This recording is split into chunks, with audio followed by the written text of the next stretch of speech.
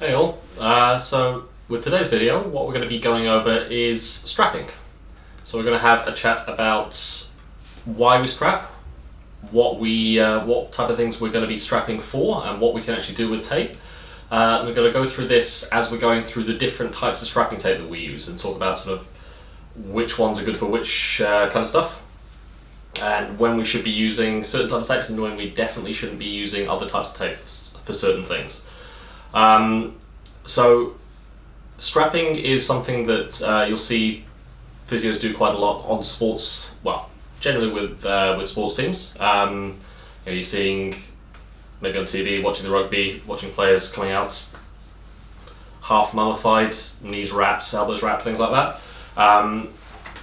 Underneath the generally sort of white overlay tape, there's quite specific sorts of strapping that we do, that we put on players, and we have very specific reasons for why we're doing those strappings.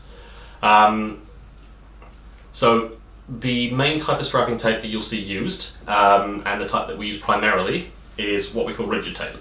So you might have seen this, nice brown tape. Usually brown, does come in other colours, but over in New Zealand you'll generally see it being brown tape. With rigid tape, it lives up to its name, no stretch to it. Okay? So this is again our primary type of strapping tape that we use, and we use this when we're usually trying to protect a joint. So what we do with the tape is we're essentially doing the job of a ligament from the outside. So for instance with a knee, we might strap, say, for if someone's got a tear or a strain of their medial collateral ligament that stops the knee from dropping inwards. We're going to have strapping over the outside of that with this nice, strong, solid, rigid tape that's going to do the job of that ligament, but from the outside.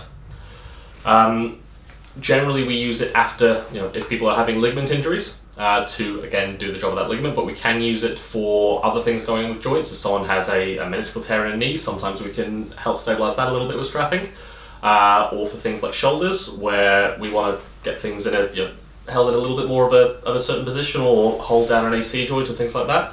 Basically, this type of tape is what we use when we don't want something to move, or rather we want it to move in certain ways and we don't want it to move in other directions.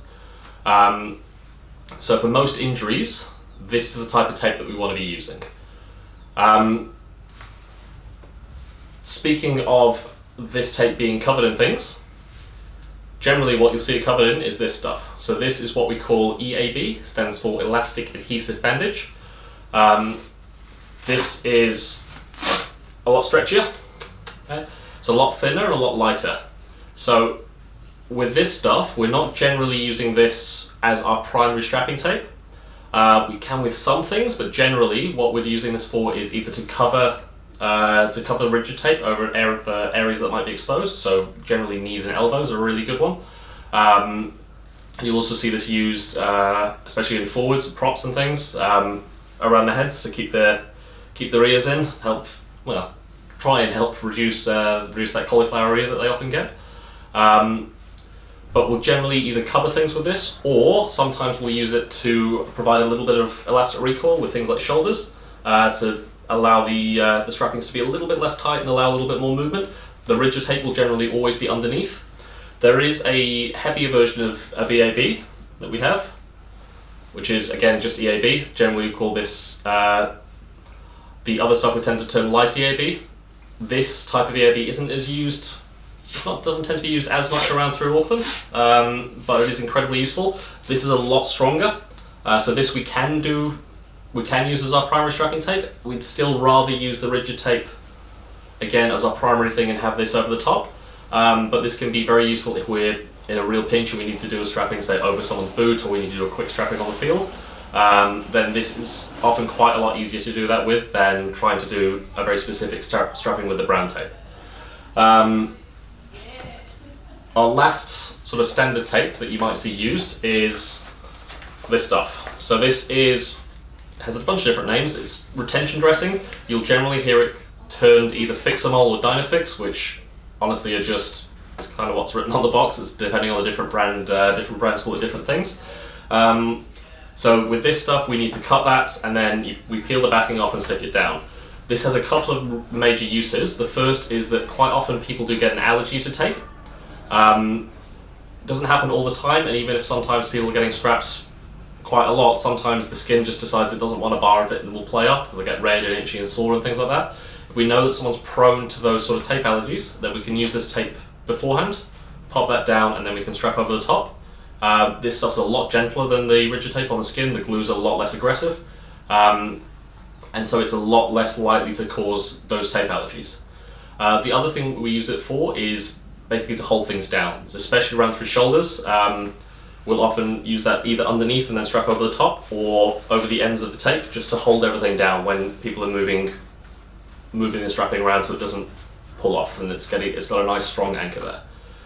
Now, the last sort of strapping tape that you'll see used, and this one's a little bit controversial, is kinesiology tape, or K-tape. So K-tape is an interesting one. So K-tape, again, you'll need to cut and peel the backing off. This is particularly stretchy. K-tape is not for the same things that our other strapping tapes are for. So if you had a ligament injury, the job of our strapping is to try and prevent that injury from getting worse and make sure that that area is nice and stable. K-tape is not able to do that. We don't use it as a primary tape for these sorts of injuries, and if you are using it for that, you're probably actually doing more harm than good, because you still have that feeling like the area is protected and that that it's moving better because you've got this tape on it, but it's actually not protected at all. And if that's, say for instance, a knee gets into a position where the ligaments are a bit more at risk, and that injured ligament is having to do its job and having to take a bit of stress through it, like K-tape's not going to do anything at all to help with that. What K-tape can be good for is sometimes taping in areas that are very difficult to keep other sorts of tape on. So around kneecaps in particular is an area that I personally like to use K-tape quite a lot, as well as some other areas like strapping through Achilles tendons can make quite a big difference through there.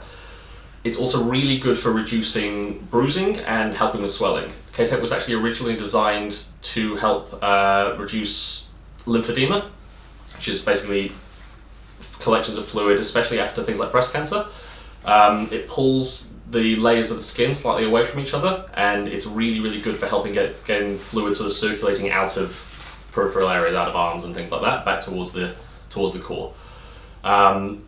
It's gotten more popular in use in general sports. There is mixed evidence that it may have some slight effect on enhancing muscle performance, but the evidence is kind of out on that. We're not sort of seeing one way or the other on that one. But the biggest thing with K-tape, again, is K-tape is not to be used for the same things as brown tape. Okay? Again, you can do a huge amount of damage if you're K-taping something that should just be held together. So I want to have a bit of a chat about when people need to be strapped. So again, we mentioned it before, our primary reason for strapping is to protect a joint, protect a ligament, to stop things moving in ways that we don't want them moving. If you haven't had an injury and you feel like it's something that probably needs to be strapped, it's always worth getting checked by a physio first and getting their opinion on it before just getting it strapped willy-nilly. So more major injuries, major ligament tears, things like that, the tape's not magic. We can't get you back onto the field with a freshly torn ACL, for instance, just by using a bit of brown strapping tape. We need to be sure that both the injury isn't so severe that we can't protect it properly with strapping, and that it's going to be basically that it's healing well before we're happy to get you back onto the field with or without strapping. Again, the strapping is doing the job of the ligament from the outside, but it's nowhere near as good as the real thing. So we can help quite a lot and help reduce the load on that ligament quite a lot, but not completely. And if you've got a big ligament tear and it's holding on just by a thread, no amount of strapping is going to stop that from going if you happen to get tackled again on that knee. So again, make sure you're getting things checked beforehand. big concern with that is shoulders. So shoulder strapping is quite difficult to do properly as is, but a lot of shoulder injuries, especially shoulder dislocations, even the best of strapping, we can't be completely confident that that's going to keep things in. Recurrence rates for shoulder dislocations, so the likelihood of it happening again, are incredibly high, somewhere in the range of 80 to 90% in high risk groups, and that's regardless of strapping.